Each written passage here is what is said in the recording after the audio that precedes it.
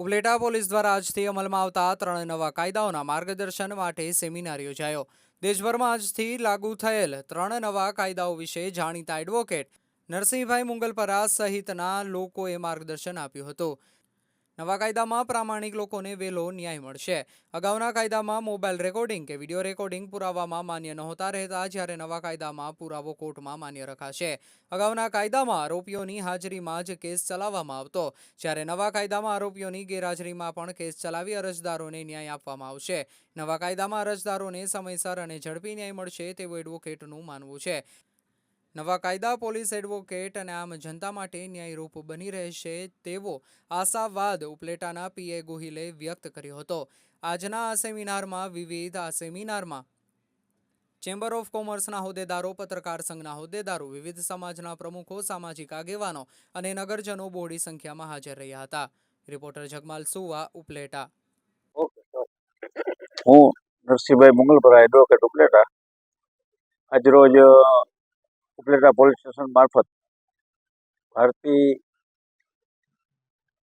દંડ સંહિતા, ભારતીય નાગરિક સંરક્ષણ અધિનિયમ અને ભારતીય સાક્ષ્ય અધિનિયમ, આ 3 નવા કાયદા ભારત સરકારે બનાવ્યા અને એનો આજ તારીખથી 1 તારીખ 1/7 અમલમાં આવ્યા।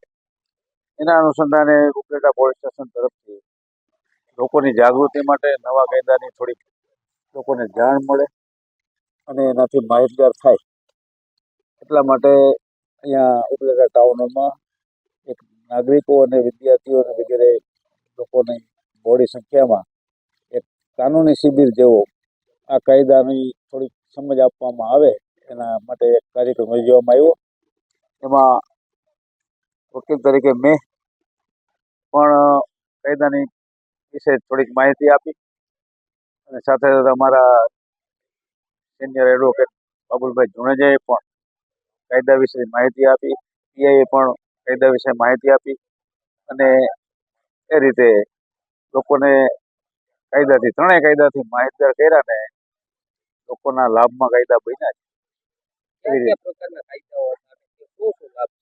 ઇન્ડિયન પિનલ કોડ હતો કાયદો, એમાં અમુક 511 કલમો હતી। એ 511 કલમોને ઘટાડી કેટલીક કલમો રિપીટ થતી હતી, કેટલીક કલમો બિનજરૂરી હતી અને એને બદલે 336 કલમો કરવામાં આવી। એટલે એમાં કલમો ઘટાડી અને કેટલીક ક્યાંક વ્યાખ્યાઓ ઘટાડવામાં આવી છે, ક્યાંક વ્યાખ્યાઓમાં ફેરફાર કરવામાં આવ્યા છે અને એ રીતે કાયદાને થોડોક સરળ થાય એવી રીતે કાયદો બનાવવામાં આવ્યો।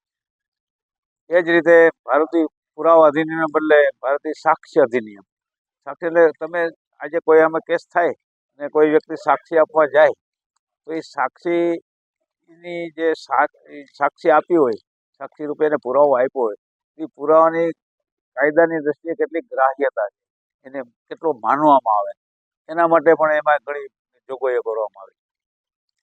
એ સિવાય ભારતીય જે નાગરિક સંરક્ષણ કાયદો છે એ ક્રિમિનલ પ્રોસિજર કોડને બદલે આપવામાં આવ્યો છે, પણ એમાંય પણ કેટલીક સરળતાથી કાયદો ચાલે, ઝડપથી કેસ ચાલે, લોકોને ઝડપથી ન્યાય મળે એવી બધી જોગવાઈ કરવામાં આવી છે ને એના વિશે બધા છણાવટ કરવામાં